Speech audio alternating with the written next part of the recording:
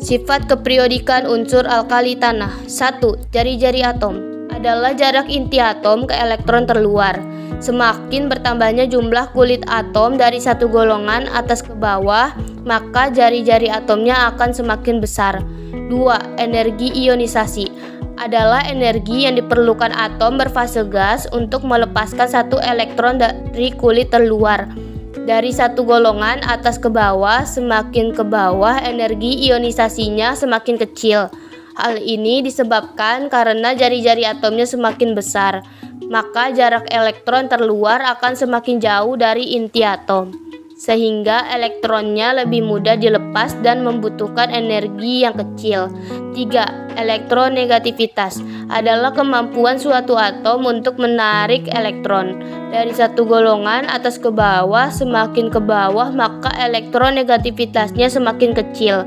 Hal ini disebabkan karena jari-jari atomnya semakin besar, maka jarak elektron terluar akan semakin jauh dari inti atom, sehingga gaya tarik inti atom terhadap elektron terluar semakin lemah, dan kemampuan untuk menarik elektron pun akan semakin lemah pula.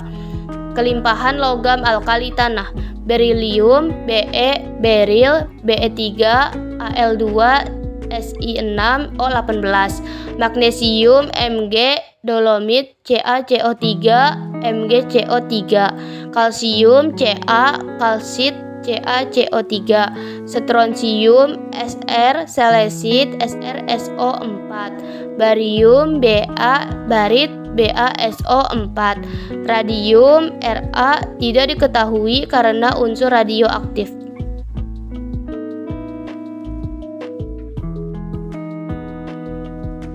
Sifat fisika alkali tanah adalah sifat yang dapat diukur dan diamati tanpa mengubah zat tersebut menjadi zat lain. Yang pertama ada titik didih dan titik leleh. Titik didih dan titik leleh logam alkali tanah lebih tinggi daripada logam alkali, karena ikatan logam pada alkali tanah lebih kuat dari logam alkali. Hal ini dipengaruhi dengan jumlah elektron alkali tanah yang lebih besar, yaitu 2, sedangkan jumlah elektron valensi alkali lebih kecil, yaitu 1. Data titik didih dan titik leleh logam alkali dan alkali tanah. Yang pertama ada unsur berilium. Titik didihnya 2472 derajat Celcius, titik lelehnya 1287 derajat Celcius. Lalu ada magnesium, titik didihnya 1090 derajat Celcius, titik lelehnya 651 derajat Celcius. Kalsium, titik didihnya 1494, titik lelehnya 851. Lalu ada strontium, titik didihnya 1382 derajat Celcius, titik lelehnya 789 derajat Celcius. Yang terakhir ada barium, titik didihnya 1805 derajat Celcius, titik lelehnya 729 derajat Celcius. Yang kedua ada kelarutan senyawa, yaitu sebagian besar sukar larut dalam air. Dalam kelarutan senyawa, unsur radium tidak termasuk, karena unsur radioaktif yang mudah meluruh menjadi unsur lain. Yang pertama ada kelarutan senyawa hidroksida. BeOH2 sukar larut dalam air, MgOH2 sukar larut dalam air, CaOH2 sedikit larut dalam air, SrOH2 mudah larut dalam air, BaOH2 mudah larut dalam air. Jadi, kelarutan senyawa dari atas ke bawah semakin besar. Yang kedua, kelarutan senyawa sulfat. BeSO4 mudah larut dalam air, MgSO4 mudah larut dalam air, CaSO4 sedikit larut dalam air, SrSO4 sukar larut dalam air, BaSO4 sukar larut dalam air. Jadi, kelarutan senyawa dari atas ke bawah semakin kecil. Yang ketiga, kelarutan senyawa karbonat. BeCO3 sukar larut dalam air, MgCO3 sukar larut dalam air, CaCO3 sukar larut dalam air, SrCO3 sukar larut dalam air, dan BaCO3 sukar larut dalam air. Sifat kimia alkali tanah. 1. Reaktivitas. Dalam satu golongan atau atas ke bawah, reaktivitasnya akan semakin besar karena energi ionisasi semakin kecil atau mudah melepas elektron. 2. Sifat reduktor. Reduktor merupakan zat yang mengalami oksidasi atau melepas elektron. Sifat reduktor bertambah dari satu golongan atau atas ke bawah.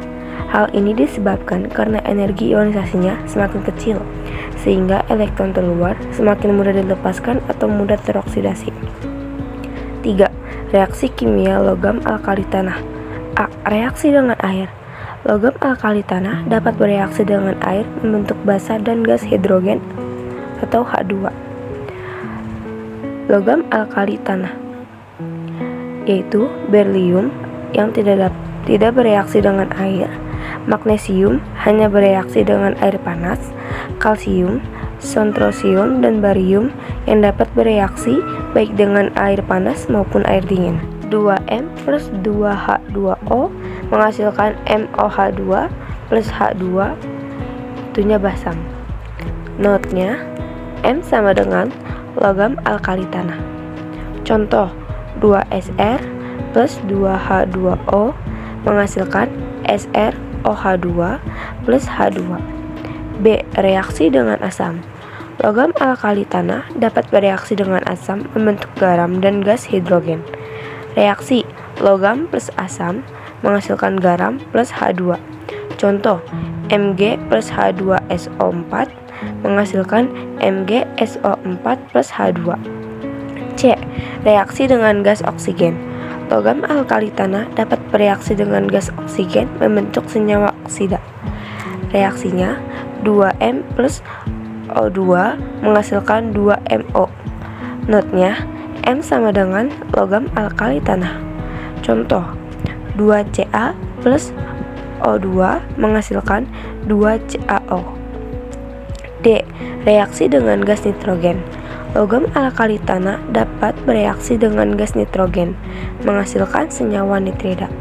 Pada golongan alkali tanah, semua logam kecuali berilium dapat bereaksi dengan gas nitrogen pada suhu tinggi membentuk senyawa nitrida. Reaksi 3M plus N2 menghasilkan M3N2. Notnya, M sama dengan logam Mg, Ca, Sr, dan Ba. Contoh, 3Mg plus N2 menghasilkan Mg3N2. 4. Uji nyala api. Suatu metode analisis yang digunakan untuk mengidentifikasi unsur logam tertentu dalam suatu zat melalui pembakaran.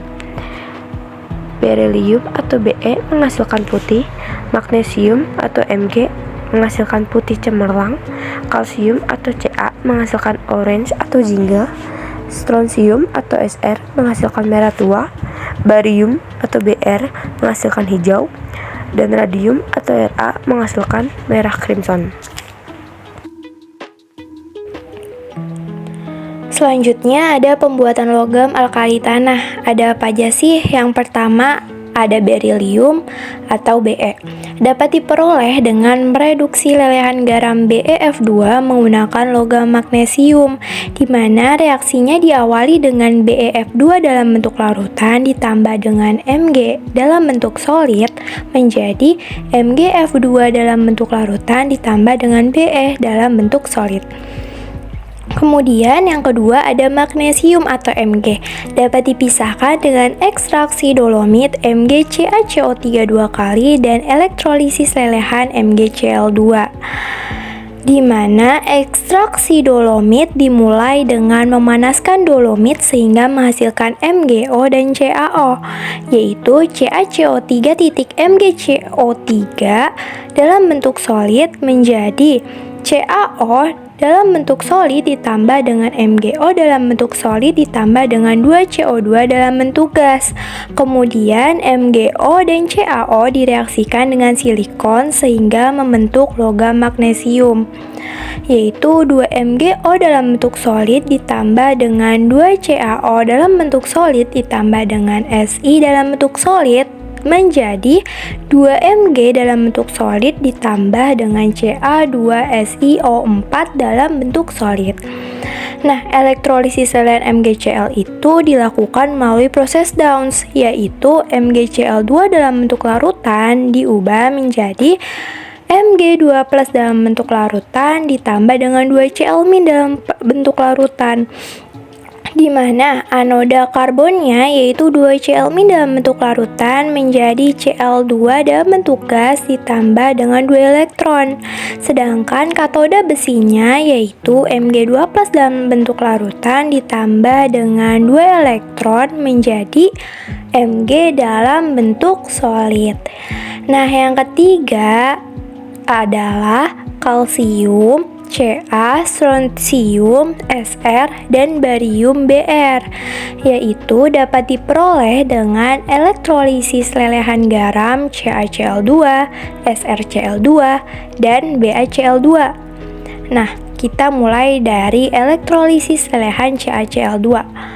CaCl2 dalam bentuk larutan diubah menjadi Ca2+ dalam bentuk larutan ditambah dengan 2Cl- dalam bentuk larutan, di mana anoda karbonnya yaitu 2Cl- dalam bentuk larutan diubah menjadi Cl2 dalam bentuk gas ditambah dengan 2 elektron.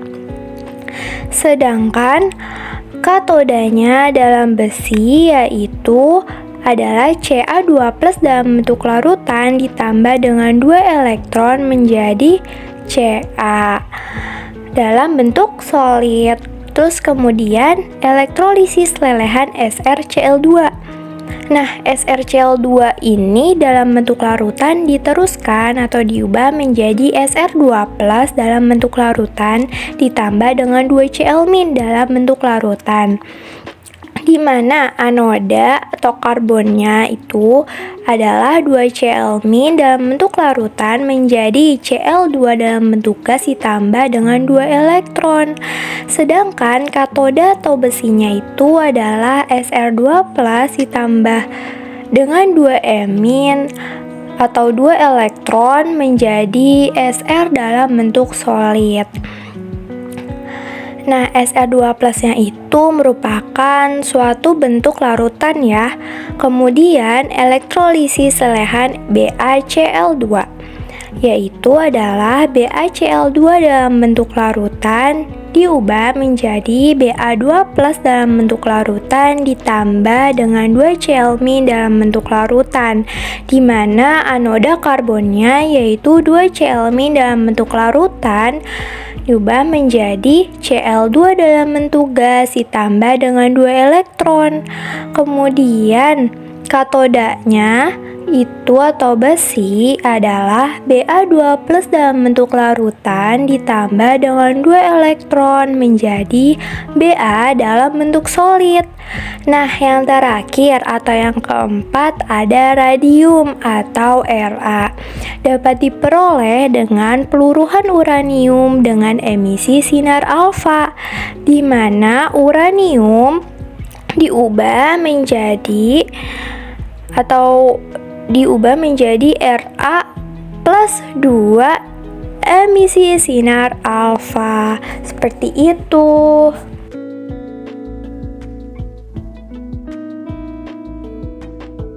Manfaat logam alkali tanah. 1. Berilium atau Br. Bahan pembuatan kabel jika dipadukan dengan logam tembaga. Bahan rangka pesawat dan satelit. Yang kedua, magnesium atau Mg. Ada bahan pembuatan kembang api dengan warna nyala putih terang. Sebagai obat mah, MgOH2. Yang ketiga, ada kalsium atau Ca. Bahan pembuatan pasta gigi CaCO3. Bahan pembuatan semen putih CaSO4-2H2O. Untuk proses penggelasan dan mempercepat pematangan buah CaC2. Yang keempat, ada strontium atau Sr. Bahan pembuatan kembang api dengan warna nyala merah. Sebagai bahan pembuatan layar televisi. Yang kelima, ada barium atau Ba. Bahan kembang api dengan warna nyala hijau. Bahan baku pembuatan cat putih jika dicampurkan dengan seng atau sulfida, ZNS. Yang keenam, ada radium atau Ra sebagai sumber neutron untuk pembangkit listrik tenaga nuklir jika dicampurkan dengan berilium. Bahaya logam alkali tanah. Yang pertama, berilium atau Be. Berilium sangat berbahaya jika terhirup. Keefektifannya tergantung kepada kandungan yang dipaparkan dan jangka waktu pemaparan. Jika kandungan berilium di udara sangat tinggi atau lebih dari 1000 mikrogram per m kubik, keadaan akut dapat terjadi. Keadaan ini menyerupai pneumonia dan disebut penyakit berilium akut. Yang kedua, ada magnesium atau Mg. Dampak yang muncul apabila kadar magnesium berlebih pada tubuh adalah mual, muntah, tekanan darah rendah yang tampak tidak lazim, sakit kepala, diare, gangguan pada sistem saraf, lemah otot, gangguan pada pernafasan, detak jantung yang tidak beraturan, dan lesu. Yang ketiga ada kalsium atau Ca. Kekurangan kalsium dapat menyebabkan lesu, banyak keringat, gelisah, sesak nafas, menurunnya daya tahan tubuh, kurang nafsu makan, sembelit, berak-berak, insomnia, kram, dan sebagainya. Selanjutnya ada strontium atau Sr. Strontium radioaktif dapat menyebabkan gangguan berbagai tulang dan penyakit termasuk kanker tulang. Lalu ada barium atau Ba. Barium dapat bersifat toksik apabila larut dalam air. Dalam dosis rendah dapat menstimulasi dan mengganggu kerja otot, serta pada dosis yang tinggi dapat mempengaruhi kinerja saraf pusat, sistem imun, dan alat indera. Yang terakhir ada radium atau Ra. Cacat tubuh bisa dialami oleh seseorang yang sering terpapar oleh radium, seperti pembusukan gigi, tulang rahang copot, tulang mudah patah, kanker tulang, hingga kematian.